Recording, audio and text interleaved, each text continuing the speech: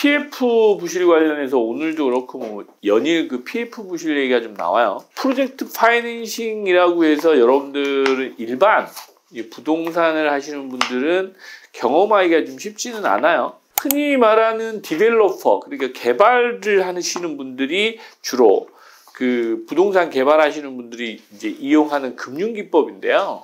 말 그대로 내 돈을 가지고 다 할 수는 없기 때문에 유형의 자산이라고 하면 토지를 매입해 가지고 그 위에 부가가치를 만들어내는 그런 그 이제 부동산이죠.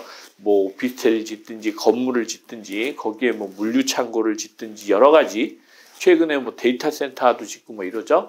그런 것들을 그 사업을 하는 그 금융기법이라고 보시면 돼요. 프로젝트 파이낸싱 같은 경우는 사용할 사람이 정해져 있거나 아니면 살 사람이 정해져서 금융비용이 최소화되게, 그리고 사업이 끝났을 때 리스크가 없어야 된다. 사업비를 다 회수해야 되는 구조예요. 근데 최근에 지금 나오는 이제 언론에 나오는 PF 부실이라고 하는 거는 여러분들 이제 가장 쉽게 이해하실 수 있는 게 아파트. 둔촌지공은 사실은 PF는 아니에요. 거기는 시공사가 시공 보증을 해서 책임준공이라고 하죠. 책임준공 시공 보증을 하고 들어간 그 프로젝트인 거예요. 왜냐하면 땅 지주가 있잖아요.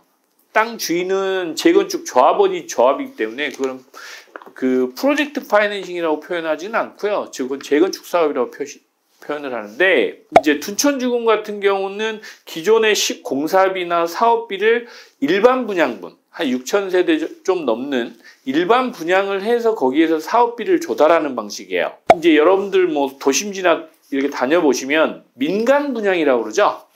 택지 분양 해가지고 민간 건설사가 땅을 사가지고 건축을 하든 아니면 개발 시행사라고 표현하죠. 그런 시행사들이 땅을 사서 그 분양을 해서 시공사가 정해진 그 준공하고 해서 입주시키는 방식이 프로젝트 파이낸싱이에요. 가장 쉬운 거는 그냥 서울 시내도 여러분들 돌아가시는 오피스텔 있죠?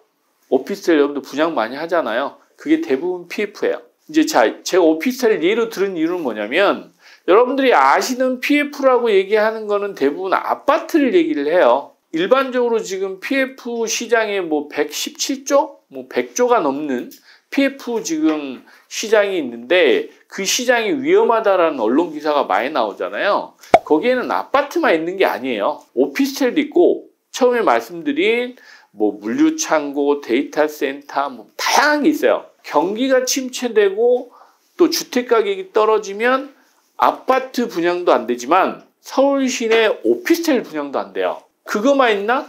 건물들도 많잖아요. 그죠? 일반 그 오피스 건물도 많은데 그런 건물 중에도 그 PF가 있어요. 그런데 다행스러운 거는 그런 건물들은 임차인이 구해진 그 건물들이 의외로 많아요. 오피스 건물 같은 경우는 특히 뭐 병원 이런 것도 마찬가지인데 거긴 들어올 사람이 정해져 있어서 리스크가 거기는 상대적으로 낮습니다. 그런데 여러분들 지금 오피스텔 분양하듯이 이런 PF 그 프로젝트들은 오피스텔이 분양이 안 되면 전부 부실로 나옵니다. 최근에 여러분들 뭐 청담동이나 이쪽 강남이나 뭐 서울 시내 마찬가지죠. 시내 지금 오피스텔 분양 계획을 잡았거나 분양을 하고 있는 프로젝트들 많이 보셨을 거예요. 타운하우스도 있고, 예를 들면 호텔도 있어요. 레지던스 호텔이라고 해가지고 호텔들도 있고 많이 있습니다. 그런 것들 다 PF 사업이에요. 근데 그런 것들이 부실입니다. 현재는. 그래서 그런 것들 부실이 터지면 어떻게 되냐? 구조가 그 시행 주체는 시행사예요. 그러나 돈을 전부 다 빌려오는 거는 2금융, 3금융이에요.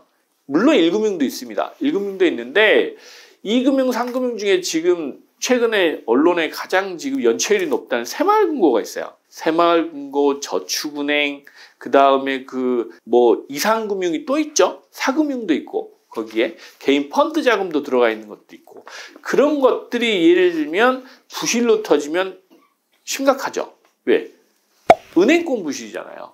금융 부실로 전이 되는 거예요. 금융도 부실이 되면 어떤 문제가 생기냐?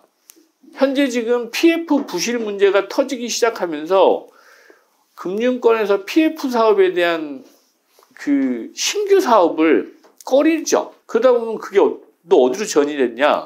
건설회사는 일이 없어지는 거예요. 공사 계획을 다 잡아놨는데 공사가 중단된 상태에서 지금 있는 거예요. 그럼 어떻게 돼요? 건설 현장이 줄겠죠. 그러면 건설 경기가 침체된다고 이제 언론 기사에 나올 거예요.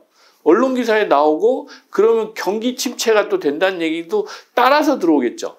왜냐하면 여러분들 건설 현장에서 그 들어가는 인력들이 일명 일용직들이죠. 건설회사뿐만 아니고 거기서 일하는 협력회사 일용직들이 그 경제적인 파급 효과가 커요. 고용 효과가.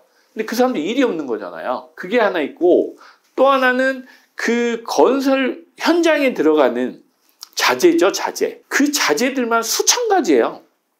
그 자재들이 사용을 못 하는 거잖아요.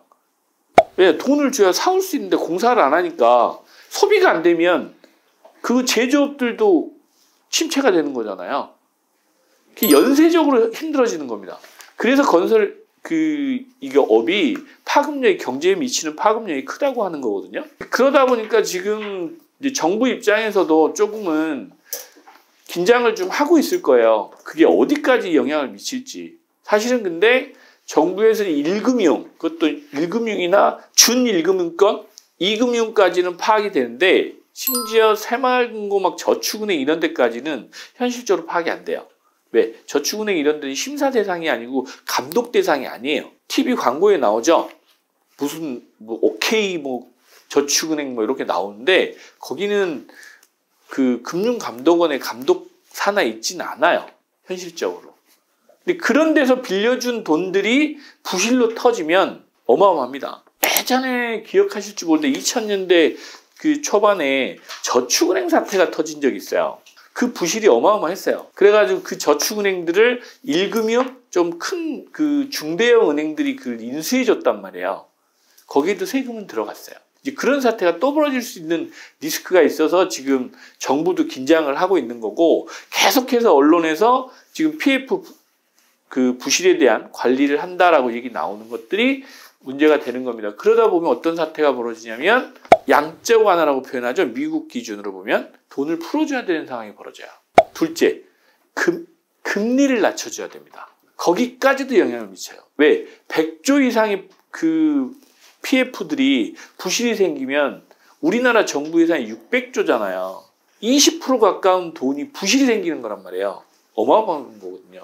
그래서 그것 때문에라도 금리 인하 신호를 보여줄 수밖에 없는 상황이기도 하단 말이에요. 이 PF 부실이 그런 어떤 파급력이 좀 있습니다.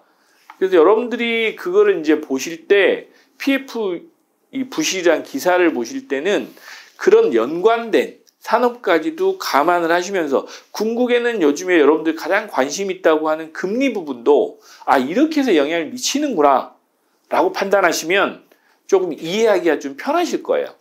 네, 그렇게 보시면서 지금 이제 정부가 어떻게 이 문제를 해결하는지 좀 보시고 또 중간에 저도 다시 한번 진행 사항에 대해서 여러분들하고 이제 설명하는 시간을 다시 한번 갖도록 하겠습니다.